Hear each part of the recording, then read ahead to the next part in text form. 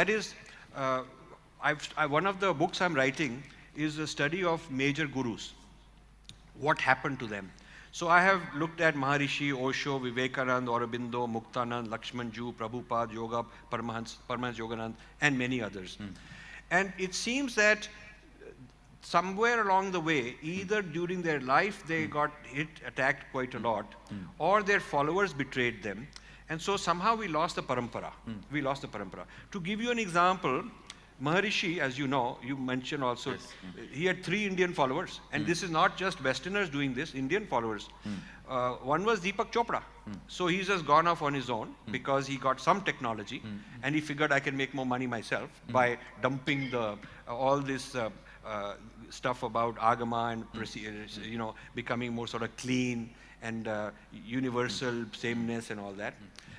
Another was Sri Sri Ravi Shankar. He was a very close student and disciple of Maharishi Mahesh Yogi, and he's continued his own movement. And another was Rishi Prabhakar, who was quite authentic to Maharishi. And one of his students was Jaggi Vasudev. Is that true? That is, you can look up online, that is true.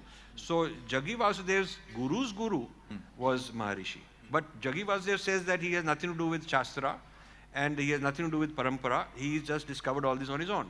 So we find this kind of thing happen to Osho, unfortunately, because after he died, some Western people who were his devotees were the Osho trustees, and they've turned the Osho Trust into like a resort, spiritual resort and that kind of Club Med type of establishment. Vivekanand, unfortunately, in the last 100 some years, the Ramakrishna Mission, which he started, did not produce another Vivekanand. They have not been able to replicate Sadashiva or whatever they want to call Sri Ramakrishna. They have not been able to produce another one, which is sort of very strange. Then you look at Sri Aurobindo. Sri Aurobindo was very Vedic, but after he died, the mother took over, and with all due respects to her, the point is that they have moved off in another direction. Auroville, which is supposed to be the manifestation of what Sri Aurobindo wanted, is a place where they have drinking and non-veg and all that is considered okay. They celebrate Christmas, but they do not celebrate Diwali. It is very strange. So I feel that something goes wrong, generally, it becomes a one-generation thing, enlightened being. Then Swami Muktanand, the great Swami in the Shaktipat tradition, 20 years after he's dead, some Western disciples of his put up a case saying that he abused this and that person 20 years after he's dead. So then his Sangha also breaks up, their brother, sister, then they have fight with each other. And then there's Lakshmanju from the tradition of Abhinav Gupta, Kashmir Shaivism. When he dies, a man called John Hughes in Los Angeles suddenly pops up and he has hundreds of boxes of Lakshmanjus, all his records, all the old archives, original manuscripts, and he lived with Lakshmanju during this whole, there was a lot of violence in Kashmir in those days. He spent many years living there, and when Lakshmanju died, he packed up all this stuff and shipped it to Los Angeles, and he claims that this belongs to him. So then you go on with the fights going on over Prabhupada in the ISKCON, and Paramahansa Yoganand also. So I could go on. But that will become, the details I'll bring in my book. My question is, that why is it that so many great masters come and they are a one-off? They come one-off and then it is gone. I mean, it's very difficult. What is the secret that we can learn from these people's mistake? So we don't make, because it's so important for us to have a parampara. So what should be different so that the same thing doesn't happen? See, what I feel should be different is, when I am young, I have started building my parampara. And you have a good group of ashram people, very solid people. See, the parampara cannot be kept for old age. Unfortunately, just like the rich people, how their whole, when they are young, they are too busy in accumulating wealth. Only when they are old, when they are about to leave, they even think of how to train their kids to carry on the legacy. The legacy part, training enough people to carry on, is always considered as the problem of later life. Yes. That is one of the biggest blind spot. In my case, even though I am going to live quite a long, many years, very good, and I am young, I'm young now, Yes. I'm only 39. Yes. I am going to be living for many more years. But already I started building the parampara. I tell you, 80% of my time and energy I put for parampara, only 20% to build the present Sangha. Because when you are doing I strongly transmission, believe yeah. what Arunagiri Yogeshwara, my gurus did to me, they did not build an organization and give me. They made me to decorate the throne. Thrones followed me. Very interesting. I will create human beings who will decorate thrones. Thrones will follow them. Unfortunately, many gurus were busy in creating thrones.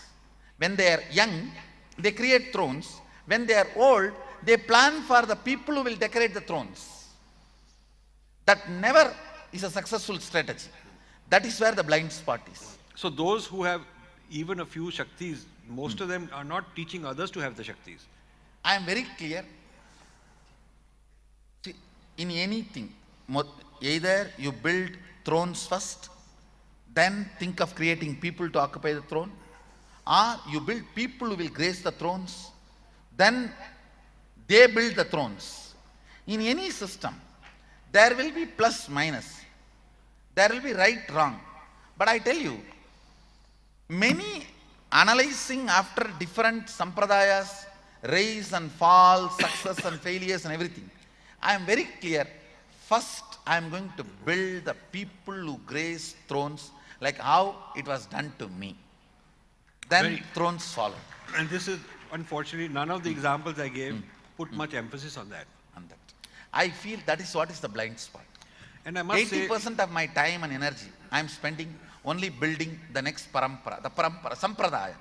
and Swamiji, this is where I must say that the inner circle of people in the Sangha, the ashram, those who are the mahants and so on, are exceedingly impressive people. Because I've lived and with so many swamis, so many gurus, done so much process with different ones.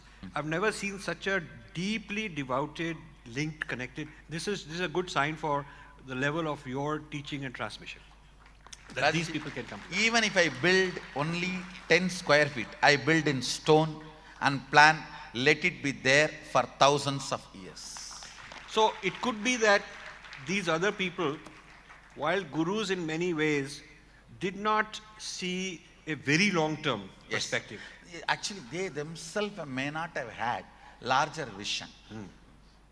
So that requires to think of, okay, I'm going to build 1,000 I am year not going to name anyone or blame anyone. Yeah. That I will not do. But sometimes I feel even some of the gurus did not have the longer vision of who will carry the legacy. And that requires being somebody at a state of consciousness who can see beyond the body, beyond many, many lives, previous, future. And that kind of person then builds the parampara. I should say, it is more of a gratitude to your guru and guru parampara makes you, pushes you to keep that parampara alive as an integrity to your guru.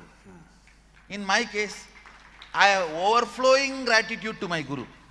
I neither have incompletion nor I am going to hide my gurus and their contributions to me. It is all already out, up, open, and it will be documented, recorded, worshipped, revered, respected continuously. So I am from a sampradaya and I will keep that sampradaya alive. Very good. I am very clear. Yeah. And Swamiji, also I'm very impressed that every time you keep repeating that all this Agama stuff, you're saying there's nothing original I've done. I'm basically reviving, rediscovering, That's all. validating and continuing. And sharing it with people. And sharing it with people. This is simultaneously very humbling and very great. This is a good quality, very unique quality. I am very clear. The whole thing, I should say in one line, whatever has been done to me by my gurus, I am here to do to the people who come to me. That's all. So Swamiji, when we discuss all these things about Hindu Dharma, in that way I can give an assurance to all my disciples and followers that I will not compromise on my integrity for any reward, award, peace prize, these, that, nothing. I will be integrated to my guru and my disciples, keeping the spiritual adhikaratva. I will not sell my disciple numbers or the people sitting in front of me for any award, reward, and compromise. Very good. I am very clear. Very good. This time I am very clear. I will be sticking to spiritual adhikaratva This is very good. and no compromise for any award, reward, any nothing. Very clear. This is integrity. Very solid. Integrity to my guru and integrity to my disciples. Very good.